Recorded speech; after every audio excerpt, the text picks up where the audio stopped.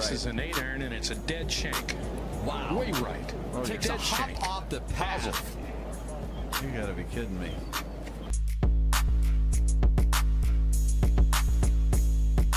Very tough pitch shot right here. You gotta hit it into the hill, one hop up and bite, and it's in. Kind of like that.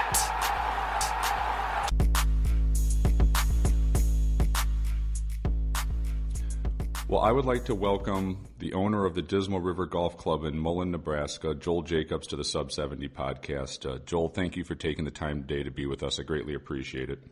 Absolutely.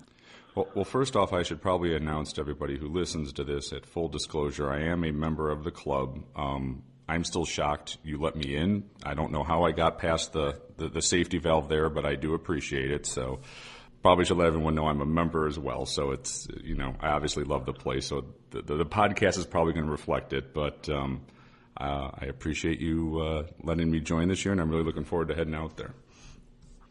Well, thanks a lot, Jason. I appreciate it. We are happy that you're with us. No worries. It's a heck of an experience. But let's talk about the club itself, so the listeners can get some context about the club, because it's doubtful a lot of people have been to Mullen, Nebraska. So, and it's different than what a lot of people think about Nebraska if you're driving down Route 80 through the state, which looks, very much like Illinois or Iowa with cornfields as you go into that route. So no one better to probably answer this than you of what makes Mullen special. Why does it look different as you get to that region of the Sandhills, and sort of describe the topography and land? Yeah, it's the Sandhills of Nebraska are kind of the last frontier in the United States. It's one of the largest deposits of actual sand in the world, and it's a beautiful remote area with big rolling hills, native grasses, and it's just a place where you can really escape and get away from the rest of the world. Yeah, it has like an out west feel, right? It feels more right. Vibe of Wyoming, Montana. Even though you're in Nebraska, to me it feels like you're out west. I'm assuming you feel the same way. Absolutely. It's definitely not what you see when you're just driving down I-80. It is a different part of Nebraska that I think everybody in America would enjoy if they adventured up north into the northwestern panhandle. Your family's been out in the Mullen area for generations. Can you talk about your family history and ties to that area, and how many generations of your family have called that place home, essentially? Yeah, sure. It's essentially my great grandfather and his family were the original settlers of ranch land out there in the Sandhills. And my family on my grandmother's side has been, ranching and been out there just huffing it in the hills for now, 100+ years. It's a place that's close to my heart.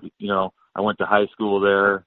I was raised there with my siblings, my two brothers and my sister, and so I have a pretty deep passion for the people in the Mullen area, in Hooker County, Nebraska, and it's a place that lies pretty close to the heart.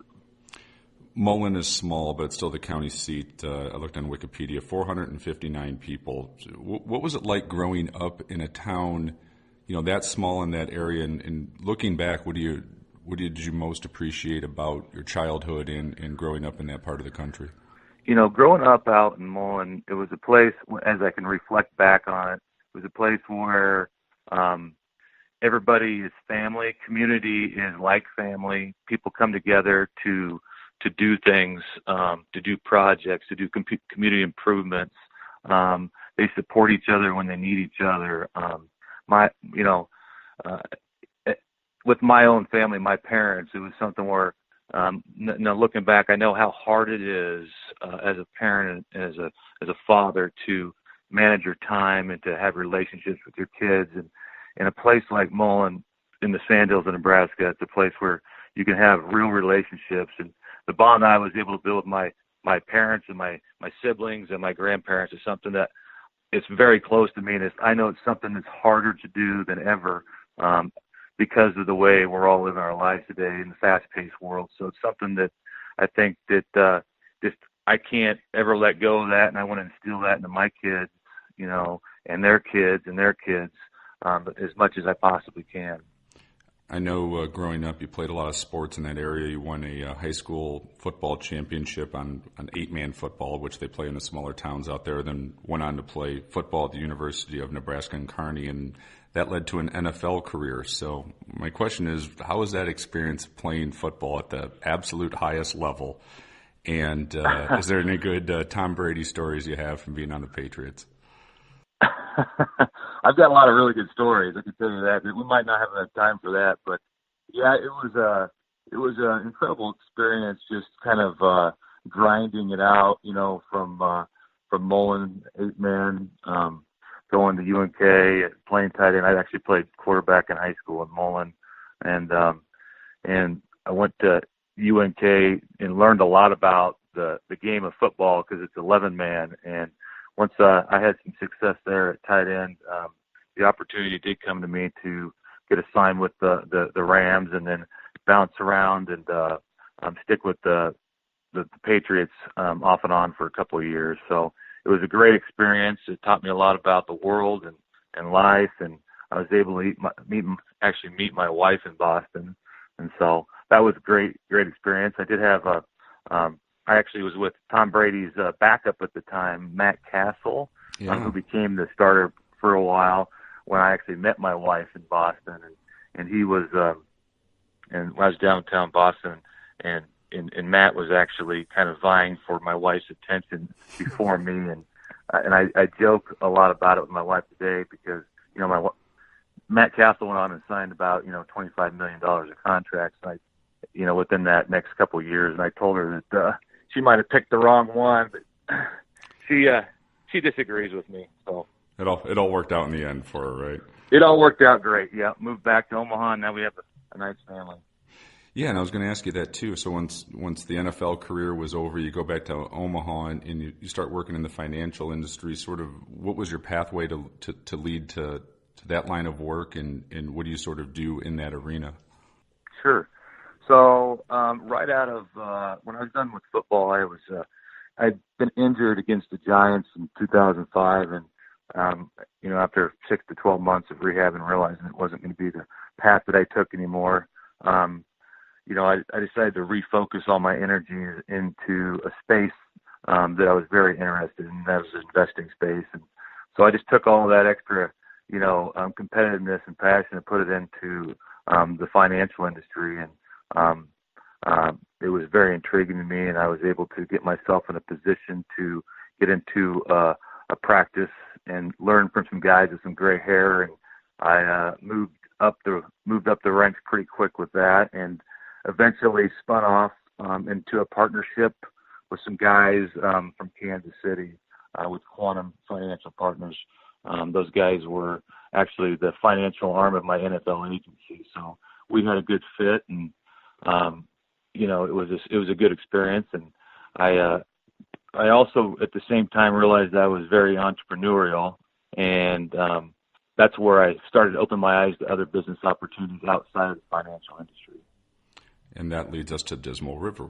Obviously, you're now the Correct. owner of that, and now we kind of got the pathway of how we're talking about the golf club. But for the listeners, what's the history of the club? Who started it, and how has it changed from the time you guys took ownership from maybe the original concept of the club? Right. So originally, my history, just being very close to the Sandhills area, the Sandhills Golf Course and Dismal River both. I've known all the owners, the leaders, the different people, and all the politics that have been part of that culture, and so the whole Mullen community is very tied into the golf world, and so as 2004-05 came around, I actually had an opportunity to meet with a gentleman named Dick Burtness, and spent some time getting to know him. And he was kind of the original driver behind the team that was building out Dismal River at the time. And I was really, it was when I had been with the Rams, I was really engaged and excited for what they were doing. I knew that their biggest challenge was going to be engaging the community, and that was something I expressed to that team at the time, and just keeping everybody together and kind of holistic. And so I've always been close to both clubs, and I've been very on top of watching. I was on top of watching what Dismal River was doing along the way. And so, as they opened in 2006, the Jack Nicklaus course. The course is absolutely amazing, championship-style club. It moved along, and they got a nice membership base. And it changed after 2008 and 2009. It had changed hands one time from the original group, and at that time, the next group that came in had brought the designer Tom Doak into play and built that course out. And I think that was an incredible move at the time in 2013. Tom Doak is a world-renowned golf designer, as you know, and he's a perfect complement to Jack Nicklaus. And to be able to have a course like Nicklaus's on in the Sandhills and a course like Tom Doak's side by side, I think you're getting the best of both worlds. You're getting, more narrow fairways, more, it's a much longer, more challenging course on the white course, which is the Nicklaus course.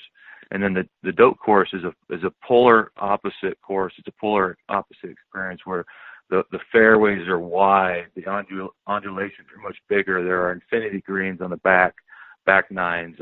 It's much more organic and built in. The tee boxes, you roll up on the tee boxes.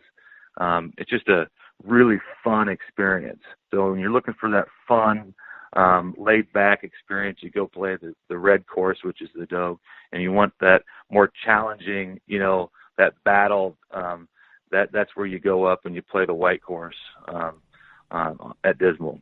So yeah, and I'm a golf course architect geek, and I think what works on that at Dismal River is exactly what you're saying. Is they did not, between Doak and Nicklaus, the courses are not the same, even though they're in the same piece of property.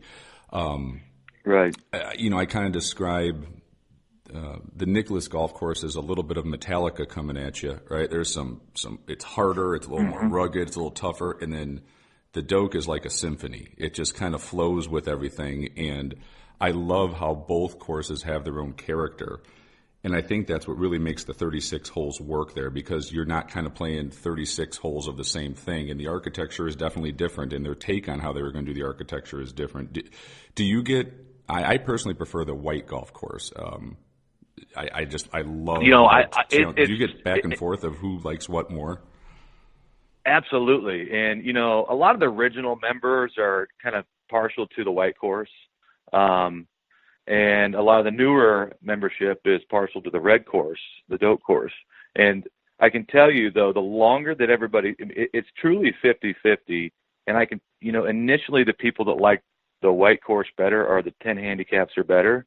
And the people who like the red course are 10 handicaps or worse. It plays into their own game as well, which is interesting. But I personally like the red course, up front initially, just like that. And as I spent more time, that was right after it was built. But as I spent more time, I've just learned to I really love the Nicklaus course as well. I mean, I would just say every other day I play the other one and have the same feeling about which one's better. Hey everyone, it's Jason from the Sub 70 podcast. I want to let you know about a few new products coming in that we are very excited about. We will soon have our Sub 70 639 MB forged iron. This is the Tour Blade. Two different versions. They'll be the traditional smaller size that the better player wants. We will also have a MB Plus model, which is still going to be a blade, but a little bit larger. So a little bit more forgiveness, a little bit more offset, maybe for the mid or mid-low handicap player who wants the feel of a forged iron and that trajectory control, but just a little bit more forgiveness in it. Those should be coming around the corner along with our new 839D driver. That's getting very close to release as well. A bunch of new stuff coming down the pipeline. So thanks for all the support. It's been a blast working with all of you guys and doing custom fittings and making sure that when we build these for you, they're built just for you. And we can do the quality product that we're doing at a lot better price because we are eliminating the middleman on it. It's just directly from us to you, the consumer. So any questions, reach out, let us know, or feel free to go to golfsub70.com. And if there's anything else we can do to help you, we'd be glad to do so. Enjoy the rest of the podcast with Joel. I'll never understand from, I'm lucky enough in the industry that I'm in, I get to play, some of the best golf courses in the world. And how the White golf course is not in a top 50 rating is beyond my comprehension.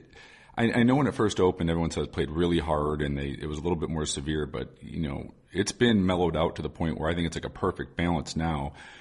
Does the Raiders ever come back out there again to kind of relook at it? Because I think for that golf course not to be, where the red is ranked is, I don't understand it. And like I said, I get to play a lot of the best golf in the world, and it's amazing to me how that is not getting its due and how good that track truly is at this point. You're 100% right, and I actually get a number of Raiders that come through the doors at Dismal that are saying that this course deserves to be right there at the top. All 18 holes, we will occasionally talk about a signature hole here or there, but without a doubt, what everybody will tell me, and I think it's consistent throughout, is that every single one of those holes are signature holes. I mean, they're so unique, and every one is different in its own way, and they all balance each other out. So I would just say that, I truly think that course, it's kind of a hidden gem, and it's something that I truly believe today it's a better course and it's a better experience than it ever has been just because the dope course is there. Now I think they help each other out. They make each other better because when you come out, you truly have, you have a place that's very remote in the part of the country in the middle of western Nebraska, but now you have a place that's remote, but you have options when you get out there. If you're having a bad golf day, you're going to go play the red. If you're, but when you go play the white now, you can truly appreciate what it is for even as challenging as it is as a championship style course. Yeah, and they say the red is a little bit easier, but I'll still say those last 4 or 5 finishing holes, you got to golf your ball. Right? I mean, that thing finishes tough, and the front 9 kind of warms you up a little bit, but it's not like 18 holes of just pushovers. I mean, with the wind and the elements, and that course is very exposed. And those last 4 or 5, if you got a round going, man, those finishing holes on the red architecturally, Tom Doak did just a fantastic job of challenging the golfer on the way in, I think. That those last 4 or 5 are just brilliant. I can't agree more. The finishing, even in the finishing 6 holes, I mean, just the whole layout and the way you finish it out, it's amazing. We had a panelist from the Golf Digest came out, and they flat out said, even in the January article, the magazine, that it's arguably the best finishing holes in the whole world. And I thought that was a big statement. Obviously, I'm biased, but it's nice to start to see some of these guys out there, these writers, start to say some of the same things that we're thinking. So I've always tried to describe to people, if you haven't gone and experienced, Dismal River or playing Sandhills in that region, where it's that remote and you're playing, links golf, true links golf, where you can bounce the ball and the golf changes every day based on the weather and wind and conditions. What do most of the members and the people, the guests who come out there to play, how do you put it into words? Because I've tried to describe it to people, and it's hard. You're kind of like, you got to almost just see it to believe it and play it, and then you kind of just feel it in your soul. And there's no other place like that. And I think everyone I've ever brought out to that area, or we played golf in the area, kind of leaves with like, yeah, I'm coming back. I've never experienced anything like that anywhere in the world except here. Is that sort of a fair statement that you kind of get back from people on, holy blank, I realized it was great, but I didn't realize it's the color architecture, it's the people, it's the land, it's the whole experience that I've never experienced anything else like that playing golf around the world. Absolutely, and that's a consistent theme throughout. the product and the experience is so authentic. It makes it, it makes it a really special place. And what I always will tell anybody who's never been there, I said, you just do not know until you go, and I'll tell them before they go, and then they get there and they look at me and they just got a big old smile on their face and they say, you're right, Joel. and so I can't agree with you more. It's consistent throughout. When we get people in from all over the country, it's refreshing and it's a nice reminder that we're doing something really special at Dismal River Club. Is there any changes to the white course coming this year that I know that it kind of gets tweaked a little bit, of maybe some tee boxes, stuff like that? Is there anything coming in on the Nicklaus course that you guys are just going to make a little tweak here or there for the season? Yeah, so we actually, we've re-engaged the Nicklaus design group. Chris Cochran's one of Jack Nicklaus's closest guys and consultants on the design side. He came out and went back through each hole with me, hole by hole, and we went through, and he kind of came back to us with the master plan that you kind of back to the original design, some elements that may have been tweaked that need to be brought back, and then there's some shaping issues with just naturally over 12 years of just, blowing wind and native grasses and sand, the course can kind of change. So we've came in and we've reshaped number 15. We've knocked down one of the hills on the bunkers to make it play the way it's supposed to on a par 3. We brought back the championship tee box on number 7, which is an incredible view down the hole for the long hitters. And we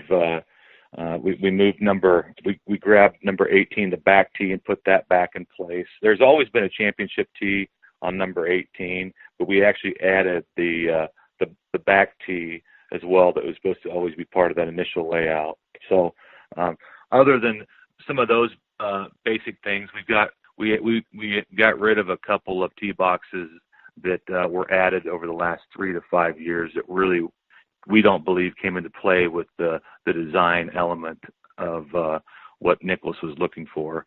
So overall, it's those little tweaks along the way between now and the next 3 years.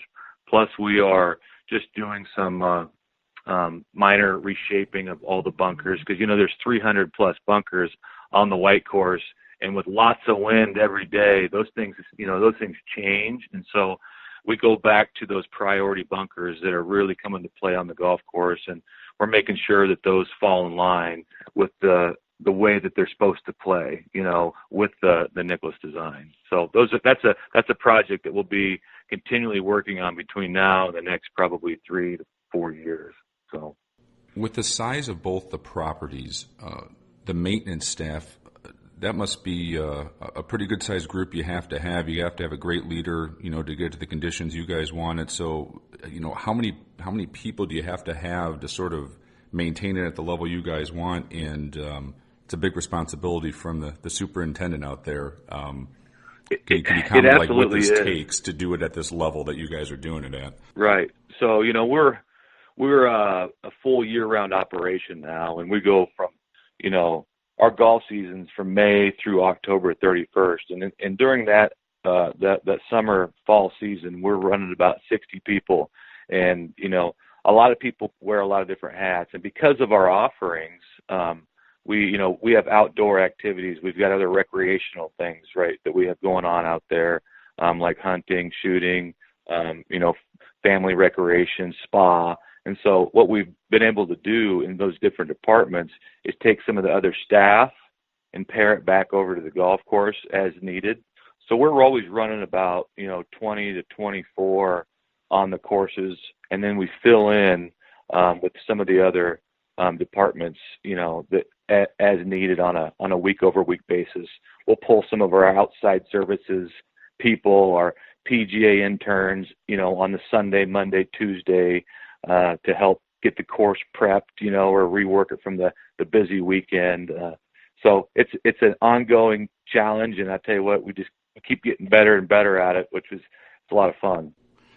How do you see the club changing in the next, say, 5 to 10 years, where it's not just a golf club anymore, like you already described, where there's other activities, there's other, great things about that area besides just the golf? How do you see the club evolving? Right.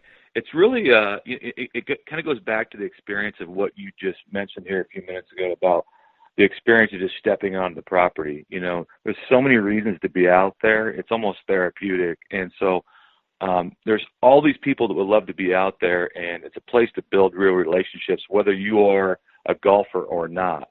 So what we've done is we've built on, the property and added these other elements that kind of that tap into, women and families and couples. And, I think it's just going to be a place where you can truly get away from the world and build really, really good relationships with the people you care most about, and do things like play world-class golf, go shoot, learn how to shoot guns. You can do upland bird hunting. There's big game opportunities. We have a full spa that we actually are opening this weekend, going into our opening golf weekend.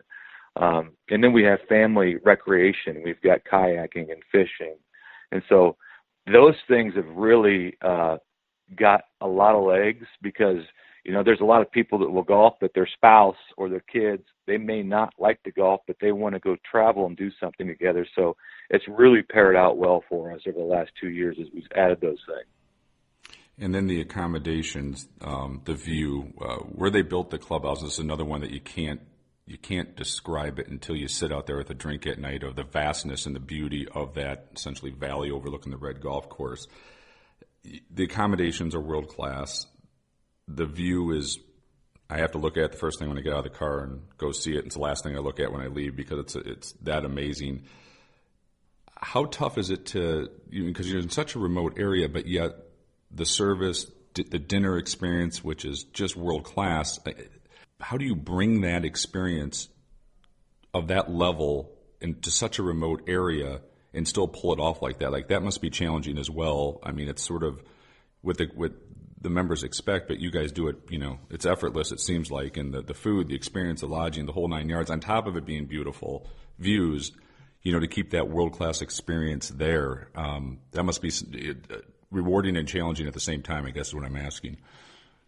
It absolutely is challenging, but it's really constantly communicating to the team where we're going, what the vision is, and everybody out there believes in what they're doing. They love the product, they love the experience, and they love to see the people that come in and how excited they are to be there, and that kind of fuels them too. And as on our org chart, one of the things that I've done is I put members and guest experience at the very top, no matter what. And so with that, it's in its simplest form, all of the team just makes an initiative to make sure that they're doing their best for the members and the guests. And I think that just attitude and effort are the two things that people can control. And if you make sure you're reminding your team that all the time, it makes it easy. It helps with the whole experience, because we have an incredible product and we don't have to oversell it. We just have to take care of the people that come out to see us. Yeah, and I'm not trying to, overstate, because I'm a member out there, of how stunning it is. But like you said, that view out back. I mean, I've never experienced anything like that, to sit out there and take it in for an evening. It's truly incredible. Let's talk about your famous neighbor down the street of Sandhills Golf Club. I got to play there in 2007, and it changed the way I thought about golf. I always thought, Parkland-style golf course, Medina, Butler is the best golf in the world, until I went out there for the first time and played it, and just fell in love with the area. Right. It's an unbelievable golf course and a piece of property as well. How is the relationship between Sandhills and Dismal, at this juncture? And from 10,000 feet, can you sort of describe the differences between both clubs? Sure. I've been around, like I said, I grew up in Mullen. I was out there at Sandhills Golf Course before the greens were there. I saw the sticks in the ground, and the native grasses before they put the greens in. So I knew a lot of those guys from the very beginning, and a lot of the original members. And I actually was a guy on the front end that was one of the very first caddies in the local caddy program at Sandhills Golf Course. And so I know the culture, I know the people, and I tell you that, from the early 90s, the golf world has changed to the mid 2000s, 2010, 2015. Mm-hmm. It's culturally, when Sandhills came into play, you had a lot of early baby boomers as founding members, right? And so fast forward 15, 16 years to when Dismal River opens, you've got some of those guys, but it's usually it's the next generation of baby boomers. And so, and over that time, Sandhills built a great rapport with the golf community and the golf world. And Dismal River came in, years after, and laid an incredible footprint. But I would tell you that the main difference is just the generational difference between, the early 90s to today, because Dick Youngscap, he's still leading the charge at Sandhills Golf Club, and he's a great guy, and he pushed the doors open at Sandhills and made way for what it is. He's still there, and that's just today. We're 2018, and you've got a whole nother generation of people, of families, and so you just have. Our offerings are completely different, but our relationship is good. We both feed off the same small community of Mullen, Nebraska. We have common employees, common staff. We help each other out on the golf course piece. Katie talks to their guy Kyle over at the golf course. He talks to her, and so we communicate back and forth. We're able to help each other out when we need it, depending on what the needs are.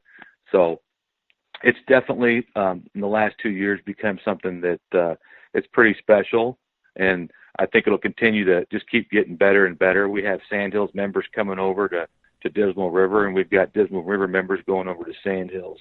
So I can't, they do only have 18 holes, and we've got 36, and we have a little bit more lodging. So I'd tell you that we probably service a few more people, but just generally speaking, it's really good, and the community really is taken well to everything. Any chance we'll ever see a third golf course at Dismal? I can't say yes, I can tell you that, but there has been, over the last 10 years, there's been a handful of really well-known designers and influential golf people in the world that have engaged Dismal River and myself about the idea of adding another 18.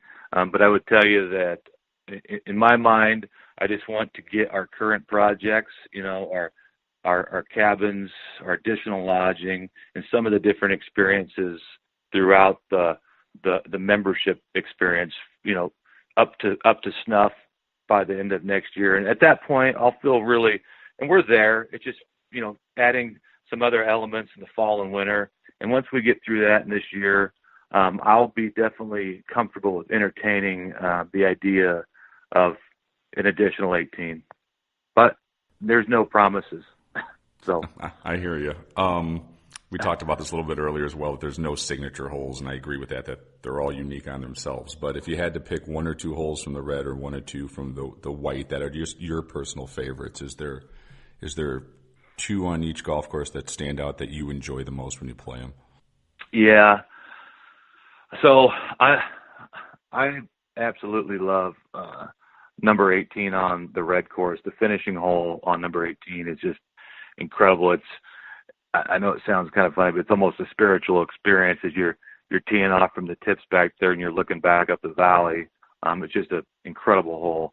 And I'm also a big fan of number 6 on the red, which is it's a short par 4. It's kind of one of our photographic pictures.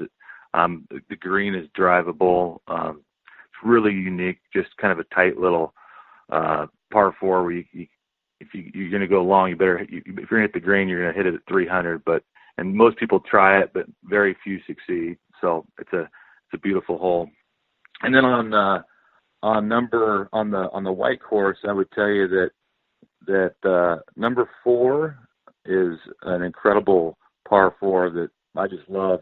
It's got an old cow rub in the middle of the fairway and a windmill down by the green. And, it's very photographic, but the hole plays out really well with the bunkers all along the left side of the fairway. And it's just it's a neat hole. I think a lot of people appreciate that hole because it seems so authentic into the hills as well.